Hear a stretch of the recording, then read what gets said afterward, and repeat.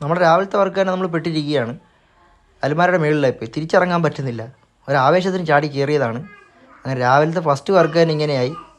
അങ്ങനെ സെക്കൻഡ് വർക്കിന് ചെന്നപ്പോഴും ഏകദേശം ഇത് തന്നെ ഗതി. ഫുൾ തേനീച്ച കയറി ബ്ലോക്കായിരിക്കുകയാണ്. കസ്റ്റമർ AC വാങ്ങിയിട്ട് ഏകദേശം 8-9 കൊല്ലമായി. ഇതുവരെ സർവീസോ കാര്യങ്ങളോ ചെയ്തിട്ടില്ല. അത് കാരണമാണ് ഈ തേനീച്ച കയറുന്നത്.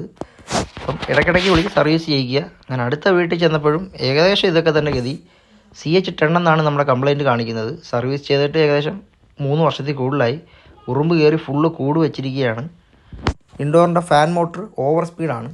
നമ്മളിപ്പോൾ അത് ചെക്ക് ചെയ്തുകൊണ്ടിരിക്കുകയാണ്. തന്നെയല്ല ഇതിനകത്തുനിന്ന് വെള്ളം അകത്തോട്ട്. ഇതാണ് ബ്ലോവർ മോട്ടർ. അങ്ങനെ അതൊക്കെ ചേഞ്ച് ആക്കി. ബോഡിയും കാര്യങ്ങളൊക്കെ നല്ല ഡസ്റ്റ് ഉണ്ടായിരുന്നു. അതെല്ലാം ക്ലീൻ ചെയ്യാണ്. ഒരു 6 മാസം കൂടുമ്പോൾ വിളിച്ച് സർവീസ് ചെയ്യിക്കണം. എല്ലാ ബ്രാൻഡും എല്ലാ AC-യും.